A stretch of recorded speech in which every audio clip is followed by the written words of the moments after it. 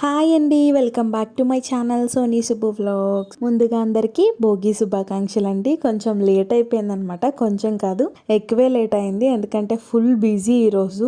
అది పూజా సామాగ్రి షాప్ కదండి, సో వీడియో పెట్టడం, ఎడిటింగ్ చేయడం, వాయిస్ ఓవర్ ఇవ్వడం కొంచెం లేట్ అయిపోయింది అనమాట.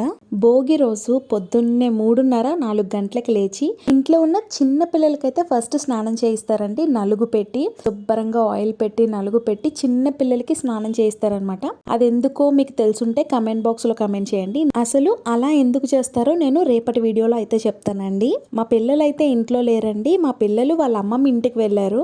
ఫస్ట్ టైం అనమాట మా పిల్లలు లేకుండా నేను భోగి పండుగ చేసుకోవడం. అయితే మా చిన్నప్పుడు తెల్లవారుజాము 2 గంటలకి 1 గంటకే భోగిమంట వేసేవారండి. అసలు పడుకునేవారు కాదనమాట. భలే ఉండేది మా చిన్నప్పుడు. అయితే పెద్ద భోగిమంటలు వేసేవారు. ఇప్పుడైతే చిన్న చిన్న భోగిమంటలే వేసుకుంటున్నాము. ఇప్పటికి కూడా పల్లెటూరులో పెద్ద భోగిమంటలే వేస్తారు, అది వేరే విషయం. రేపటి వీడియోలో కలుద్దాం. Bye bye.